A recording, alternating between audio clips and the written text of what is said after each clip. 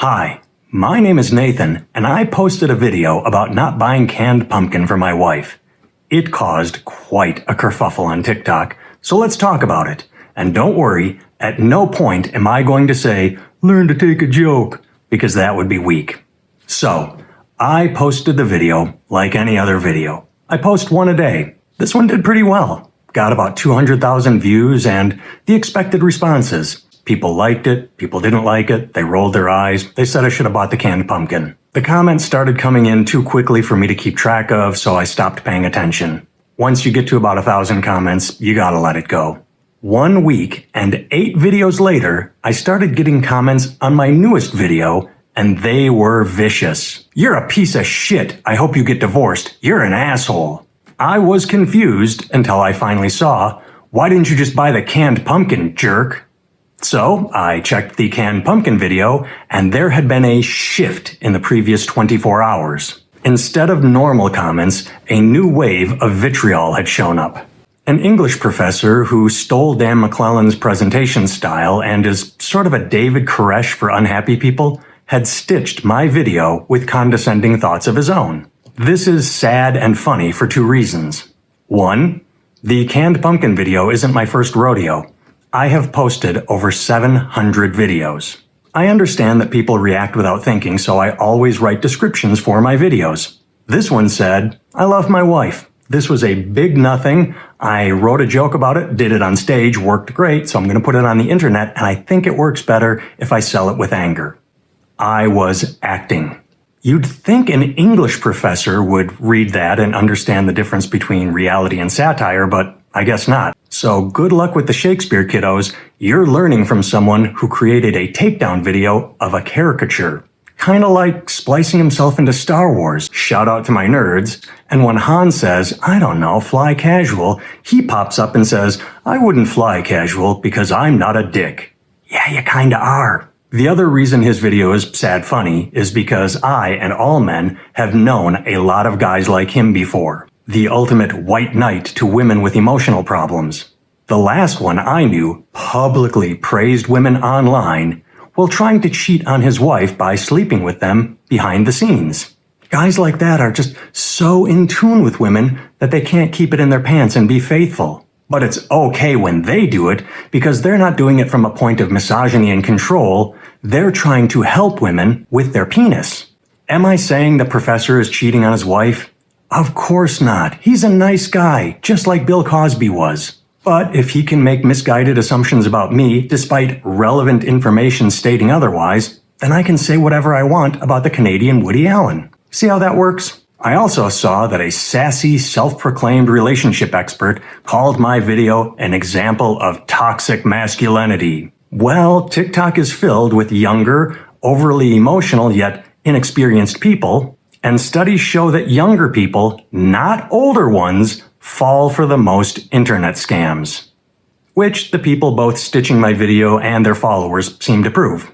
I got you all worked up over a work of fiction.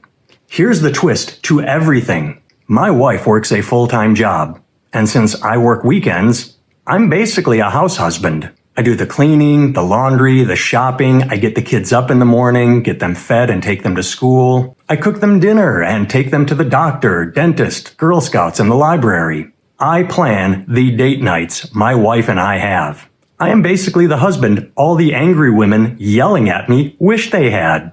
I have so many positive qualities, it almost makes up for the fact that I have a really small. Basically, the Andrew Tate crowd would call me a cuck or a beta.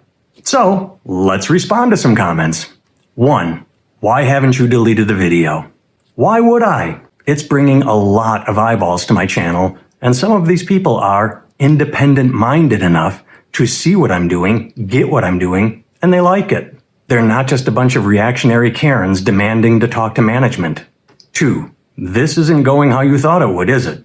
Not even close. Who knew such a silly, stupid video where a guy pretends to be angry about canned pumpkin would blow up like this? But just because your echo chamber targeted something doesn't make you right. Don't confuse your bubble with reality. The comments were completely normal until influencers told people to be upset. The same thing happens when Donald Trump gives his followers marching orders. He tells them who to hate, and they hate. 3. I hope this video is satire. I said so right in the description, but I get it. Testing jokes from your living room is different from saying them on stage. There's a difference between seeing someone holding a microphone and ranting into their phone. Plus, people who go to comedy clubs tend to be good-natured, easygoing people. They're out to laugh and be merry. Internet trolls, keyboard warriors, not so much. They can't tell the difference between reality and parody, which makes the irony of them posting weaponized incompetence delicious. Or maybe I'm just that good an actor. Or maybe it's because some of these people were eating Tide Pods a few years ago. Again, you don't have to find any joke funny, but to pretend it's real is absurd. 4. You need marriage counseling. Actually, my wife and I started seeing a counselor toward the end of lockdown. A lot of marriages failed during that time because people were so stressed out. We didn't want to be a statistic, so we sought help. And it was so beneficial, we kept going. It helps us communicate better and listen more, and we are probably a stronger couple 17 years into our relationship than we were when we were young hormonal kids just excited because we met someone new. Well, let's finish this video with a question from me to the Snowflake Army. To the people ranting and raving and leaving really fun comments, what did you hope to achieve with your negativity? When was the last time a stranger shouted at you, "You're an asshole," and you went, "Oh boy, I'm an asshole, I should change"? That's not how people operate. Maybe leaving negative comments on videos makes you feel better in the moment, and if so, great. I'm glad yelling at me made you feel better for whatever you could be in therapy for. But it's not going to change me, because the me you are yelling at is something you invented in your own head. And I know what I'm saying here won't change any judgmental minds. Those people stopped watching the instant reality challenged their hostility. Plus, unlike whatever stitched video or Reddit thread brought them here in the first place, this isn't rage bait. They just jump from target to target. Justine Sacco made a joke. Shane Gillis used stereotypes. Kevin Hart should never host the Oscars.